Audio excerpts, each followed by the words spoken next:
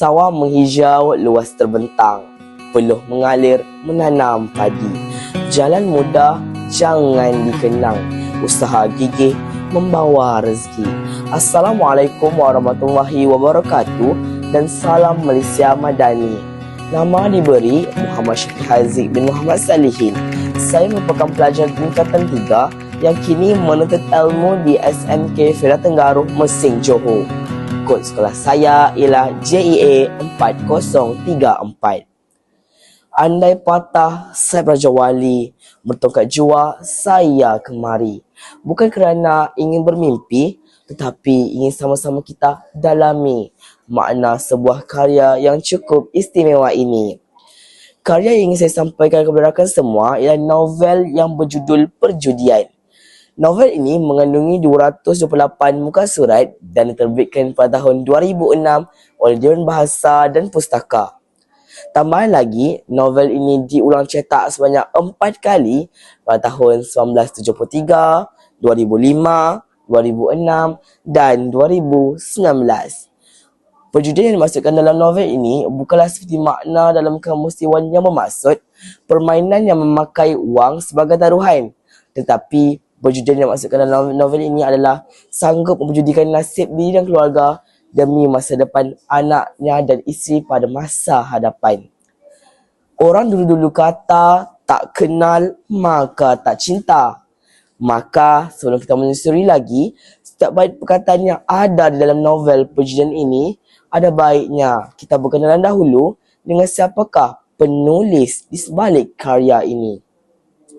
Allahyarham S. Osman Kelantan atau nama sebenarnya Said Osman bin Said Omar. Beliau merupakan anak kelahiran Kelantan atau lebih tepatnya di Kampung Tebing Tinggi, Kemumen, Kota Baharu, Kelantan. Beliau dilahirkan pada 31 Disember 1938 dan dinobatkan sebagai sastrawan negara yang ke-9 pada tahun 2003. Beliau gemar dalam menerokai persoalan yang mencakupi soal kemasyarakatan, politik, agama dan falsafah. Sebanyak 182 buah cerpen telah dihasilkan oleh sastrawan negara ini. Lebih mengagumkan lagi, novel-novel beliau pernah diterjemahkan dalam 7 bahasa. Antaranya ialah Perancis, Inggeris, Jepun dan Rusia. Novel yang dinamakan Perjudian ini mengisahkan tentang perjuangan sebuah keluarga golongan petani yang diketuai oleh Pak Mat, isterinya Meknab dan anaknya Siti Sarah yang berusaha dengan gigih hanya untuk mendapatkan sebidang tanah demi bersyuk tanam. Tanaman padi dan getah merupakan sumber kewangan mereka. Daripada mereka membangunkan tanah tersebut, terdapat pelbagai ancaman yang menimpa mereka. Antaranya ialah ancaman daripada hidupan liar seperti serigala. Faktor alam sekitar juga merupakan ujian yang perlu mereka hadapi, malah kerajaan juga mengancam mereka hanya kerana ingin merampas semula ladang tanam-tanaman yang telah diusahakan oleh keluarga Pak Mat itu.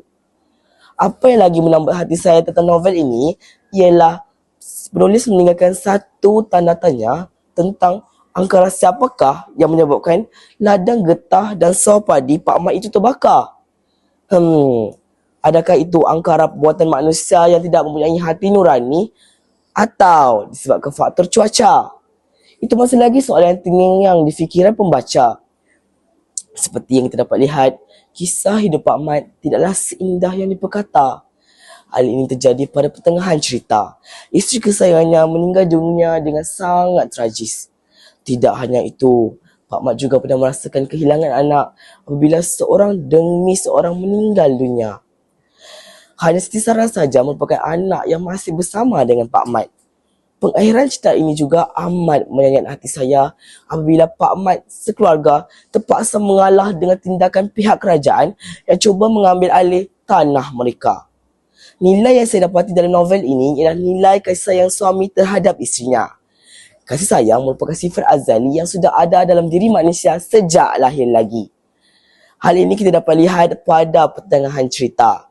Pak Mat sanggup berjalan jauh sampai ke Tanah Merah yang dengan cuaca yang sangat buruk hanya kerana ingin mendapatkan ubat untuk isterinya.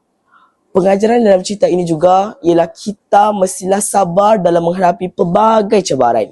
Sebagai contoh, Pak Mat tetap sabar walaupun rumah miliknya diroboh oleh pihak berkuasa. Namun, Pak Mat tetap berusaha untuk mendapatkan kembali hak miliknya. Penceritaan dari karya ini seumpama meninggalkan satu pesan agar sentiasa berusaha kerana jika tidak digerakkan tulang, mustahil rezeki beratur datang. Sekian, terima kasih.